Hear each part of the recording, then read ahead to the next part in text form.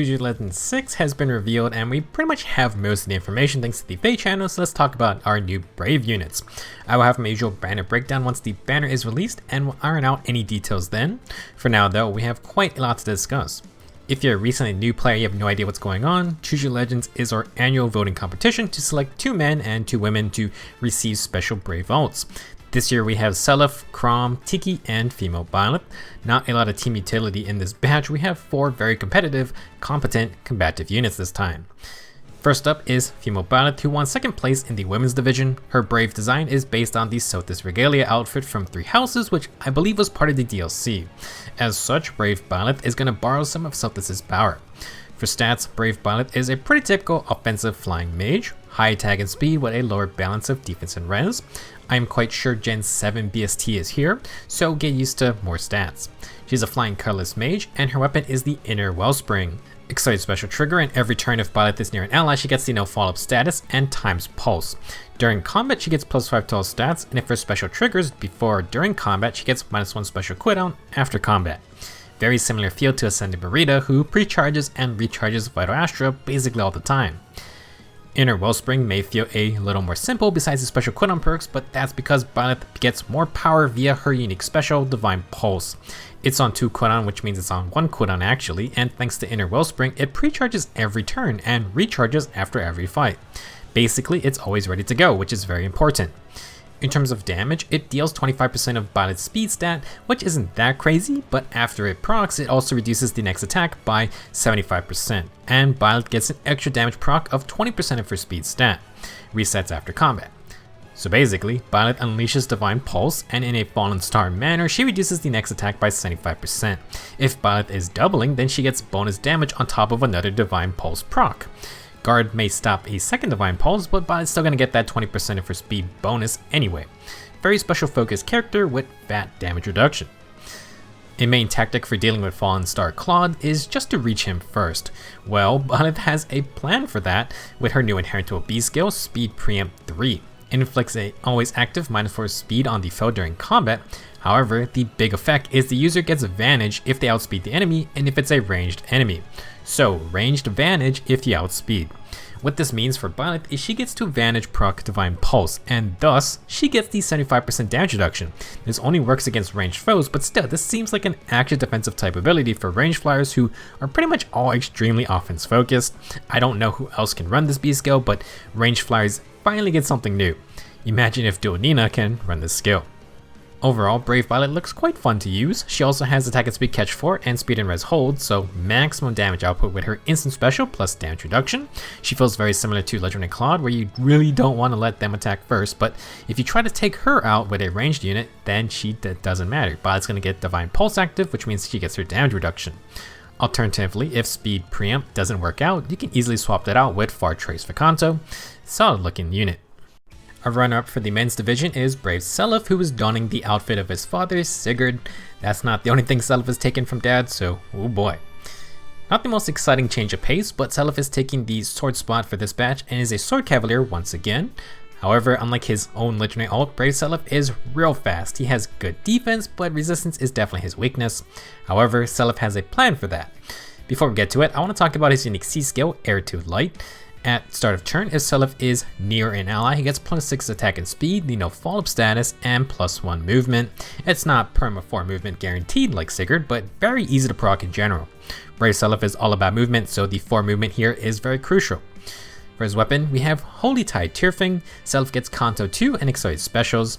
If CYL or the foe initiates combat after moving to a different space, he gains +5 to all stats and deals extra true damage equal to the number of spaces moved by whoever initiated, times 10% of the foe's defense stat.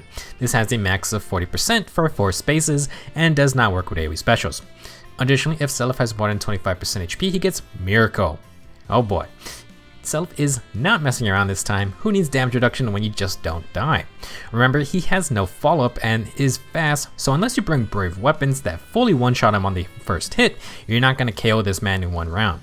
He also has a big true damage proc in Holy Tide Tearfing. 40% of the foe's defense is a lot of potential damage. That is almost a full bonfire worth of damage, and it's a defense stack, or if it's a defense stacking tank, then that number just goes up. Obviously, the biggest part of this effect is using Selef's own form movement to get the biggest damage proc, but it also works in the enemy phase. If the enemy moves 2 spaces, that's 20% of the foe's defense, and generally speaking, moving 2 or 3 spaces isn't uncommon for an attacking unit. While I want to see it in action, Selef might become an interesting tank buster like the 2 alms. If a tank has 60 defense and Selef initiates from 4 spaces away, that's 24 true damage. It's per hit, so if Selef hits twice, then that's a lot of damage. He then gets to counter and retreat. Very strong potential here. To complement his kit, Selef has a new inheritable A skill, Attack and Speed Clash 4. It has the same movement mechanic as Holy Tide Turfing, so moving more gets you more stats, and it applies to the user and the enemy, which makes this a mixed phase stat booster. The user is going to get +6 attack and speed and additional stats for every space moved up to +4. If they move 2 or more spaces, then the user also neutralizes attack and speed penalties. I need to test it out, but I believe you need to move to proc this skill. If you attack or the enemy attacks without moving, I think this skill does not work. I'm not sure if warping counts. Regardless, if you can move 4 spaces, you can reach +10 attack and speed. Obviously, Selef and Sigurd both benefit from this effect, and in general, Cavaliers get the extra stats much easier as well. We have to see who else can run Clash 4, but melee Cavs are in for sure. Overall, Brave Selef is looking like a pretty good sword cav if you like speed. He also has low speed and defense to fit in his kit, which is great since he also has counter and no follow. Selef's gonna hit hard from far away, and he has Miracle to soak any major hits. His true damage perk could be very high, so you may want to watch out for that as well. While it's annoying and dangerous, I do like the movement focus of Selef's skills. It's a neat ability for Cavaliers to benefit from that long range movement. Up next, the winner of the women's side is Tiki from Awakening, also known as Adult Tiki, to help differentiate from her younger self. Well, some people may not be so happy with this outfit because Adult Tiki is dressed up in the outfit worn by Young Tiki. If someone asks you which Tiki won CYL, you can just respond with yes. For her class, Brave Tiki is in a green infantry dragon, which means between her younger and adult self, you have a dragon Tiki of every color now. For her stats, we have an adult Tiki type stat spread with lower speed but pretty high attack, defense, and res. Her dragon stone is the remote breath, which excites specials and is effective against dragons. If Tiki is within 3 spaces of an ally, she gets +5 to all stats, a free follow-up attack, and if her attack can trigger special, she gets -1 special cooldown before her first attack. If the foe's attack can trigger their special, and Tiki has 5 more res than them, she inflicts +1 special cooldown on the foe before their first attack. So, free stats and a follow-up, pretty expected here, but Tiki also playing around with special cooldown values. If she uses an offensive or healing special, she gets -1 cooldown before her attack, just like dual Young Ike. However, this also applies to the enemy in reverse. If Tiki wins a res check and they also use an offensive special, the foe is going to lose 1 cooldown right before they attack. I don't believe this was shown in the footage, so I need to test it out, but I believe this means Tiki could uncharge specials like Bonnet's Divine Pulse. It says it inflicts a +1 cooldown before their first attack, so if Bonnet initiated onto Tiki, Divine Pulse isn't going to trigger. That's quite strong considering a lot of squishy units love to pre-charge specials, with Brave Bonnet being another example. No Divine Pulse proc means no 75% damage reduction. With all the times Pulse type builds out there, Remote Breath might be very strong. Sadly, I do not believe it affects defensive specials in any way. Next, Tiki has a unique B skill, New Divinity. At start of combat, if she has more than 25% HP, inflict -5 attack and res on the foe, and basically Tiki's gonna get Dragon Wall 3, 40% damage reduction depending on how much more res Tiki has than the foe. Additionally, if Tiki has more than 40% HP, the foe is denied a follow-up attack. This Tiki has a ton of res to help with 2 res checks, and she's going to gain +5 res while inflicting -5 res on the foe. Easy 10 extra res for the comparison on top of, I think, 41 base. She also gets follow prevention with attack debuffs and damage reduction. Very tanky dragon that can avoid enemy specials. Last, Tiki has a new inheritable A skill, Attack and Res Finish 4. If unit is within 3 spaces of an ally, gain +7 attack and res, and if unit special is ready or triggers before or during combat, deal +5 damage during combat and restore 7 HP when you're attacking the foe. I have no clue if this is a new skill line or a tier 4 upgrade, but this is a super easy +7 attack and res. Additionally, if your special is ready or procs, you get +5 true damage and 7 HP healing. What's really strong is that I'm pretty sure this works on every single hit. That's going to synergize perfectly for Brave Tiki's kit. She's going to have a 1 cooldown Glimmer, Before her first attack, she gets -1 cooldown, so she's gonna prime and proc Glimmer. You can see in the footage the Glimmer proc also benefits from attack and res finish, so Tiki gets the +5 damage and 7 HP instantly. Since she has a follow-up attack, I'm pretty sure that attack will also get the 5 damage and 7 HP even if Glimmer isn't ready for that one. Tiki wants to stay above 40% HP, so this is a fantastic A skill. The stat portion is absurdly easy to fulfill, but for the true damage and healing, you're going to need a special ready to go for maximum benefit. That sounds easy enough for hardy fighter builds, which is concerning, but A, you're going to give up some other strong A skill effects, and B, we don't know the inheritance restrictions. This could be an infantry only skill. Regardless, very interesting skill if you have high special uptime, and maybe you can pair this with Bulwark or Mystic Boost for absurd self-sustain. Overall, Brave Tiki has a lot of good perks: Omni Breaker, faster specials, lots of stats, damage reduction, and the ability to mess with special activations. That last part is gonna be something to watch for. A lot of units live and die via that special proc, and no guard is becoming more and more common. Tiki can stop any special that is pre-charged, but you do need to watch out for follow-up attacks. Now, if you wanted to run Distant Counter, you may not have wanted to give up that new fun finish A skill. Well, how about that Distant Counter Sacred Seal? The timing seems quite intended if you ask me.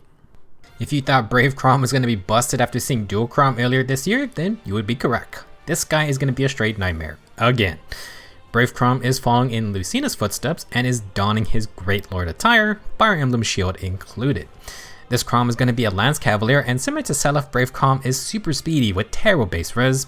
His weapon is the Gerald, which I have no clue where it comes from. It activates special trigger just like everyone else here, and is effective against armored units. If Krom initiates or is near an ally, he gets +X to all stats during combat. X is a bit complicated this time. It's going to be always 5 plus the number of bonuses or penalties active on Krom times 2. However, this excludes field buffs or debuffs. Continuing on, Krom's also going to get 40% damage reduction for 1 hit, and if a bonus is active on him, he gets +1 special charge per attack during combat. So yeah, if you haven't noticed, everyone gets +5 to all stats on this banner. Krom takes this a bit further. If he has 1 bonus on him, like no follow-up, you do 1 times 2 +5 for a total of +7 to all stats. 2 bonuses equates to +9 to all stats. 1 bonus and 1 penalty gets you +9 as well. As it states, these do not include field buffs or debuffs, so this is a bit harder to fulfill. You're going to need things like the dodge status, no follow-up, bonus delta, +1 movement buffs, warp status, or penalties like panic or gravity. Something to note, this has no maximum limit. If you can shove 10 status effects onto Brave Krom, that's +25 to all stats. I kind of want to see what the possible highest amount of bonuses or penalties can be on Krom at once. Regardless of the potential, you do want at least 1 bonus on Krom, that way he's going to get bonus special charge. Let's now talk about the new inheritable skill Krom introduces, Infantry Speed Tactic. Tier 4 tactics are in, but it says infantry while Krom's a cavalry unit. How does that work? Well, this skill is still Speed Tactic 3. You need to follow the tactics conditions of only 2 or less of a certain movement type, and everyone within 2 spaces gets +6 speed. However, if those allies are infantry units, they also get the no follow-up status. We kind of just got infantry no follow-up as a C skill, and they sort of kind of power crept it already. This is straight better, except it has the tactics conditions of 2 or less movement types. If you have 3 infantry units on your team, this skill does nothing for them. That's when infantry no follow-up is better. Another important note, tactic buffs can go on any unit, hence why Krom has it, so I think tier 4 tactics will be the same. It's a really weird decision to go this route for the tier 4 tactics if you ask me. The whole point of those skills was to bring a varied team comp, but if you only buff up one type of unit, kinda dumb. It's a powerful status, but it's just really strange. While it may seem like Krom doesn't get no follow-up in his kit, well, he actually can. To change fate has evolved into a fate changed. And good lord, this assist is gonna be nuts. It's reposition and Krom gets to move again while having isolation on himself. That's just like to change fate. Additionally, Krom gets any bonus active on the ally he repositions. That is gonna be very wild. Basically, Brave Krom can borrow any bonus from a teammate and then he gets to move again. That means the no follow-up Krom gives to his infantry allies, well, a fate change lets Krom take it for himself. Selef's entire C skill, which gives +6 attack and speed, no follow-up, and +1 movement, Krom taps him on the shoulder and gets all those buffs. Remember how his lance gives more stats the more status effects are active on Krom? Well, this is how he stacks more statuses. There is absolutely some nasty potential for this ability. If your Claude procs Fallen Star and has the status now on him, Krom can swipe that for himself, then go attack someone. Imagine an ally procs Defense Red Smoke to get Pathfinder. Krom repositions them backwards, and now he freaking has Pathfinder too, which means you have 2 Pathfinder units lined up to leech movement off of. Remember the Genealogy Hilda with the Fiery Bologna Tome? She gives herself Dominance, and guess what? Krom can take that too. Any status effect moving forward can be taken by Brave Krom, and that might create some really crazy effects. Overall, if you didn't like Legendary Krom or Dual Krom's shenanigans, then here's another headache to deal with. Oh yeah, he's got a near trace for Kanto this time, so even more movement potential. Krom also has Surge Sparrow to go with his extra cooldown reduction and accelerated specials. He doesn't have no guard like Brave Erica. He also doesn't innately get no follow-up, which might be an issue. You will have to actively use a fate change to get no follow-up in some ways, so you may want to play off of infantry speed tactic. I would say Brave Krom has insane potential, but he does require a little bit of setup. Krom and Selef would make a very solid pairing if you wanted a cavalry team.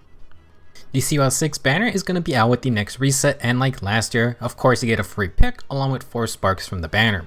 While everyone here is extremely solid, we have a horde of new skills to inherit as well.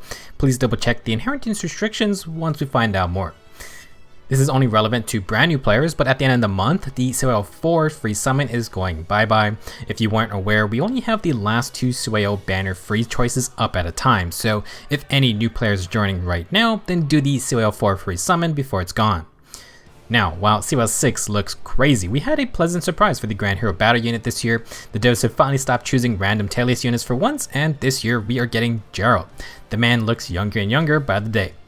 We get to see his kit, and stat-wise, he's another slower Lance Cavalier, which is slightly concerning. However, Gerald gets a unique weapon, the Breaker Lance. It potentially inflicts panic in some way, and it inflicts -6 attack and defense on the foe during combat.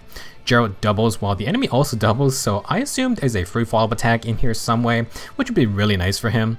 It seems like he could be a beefy Lance Cavalier, kind of like Duso. If you wanted Gerald, then complete his Grand Hero Battle maps. They will be out one day after the banner, and I'm looking forward to what the Blade Breaker is going to offer us.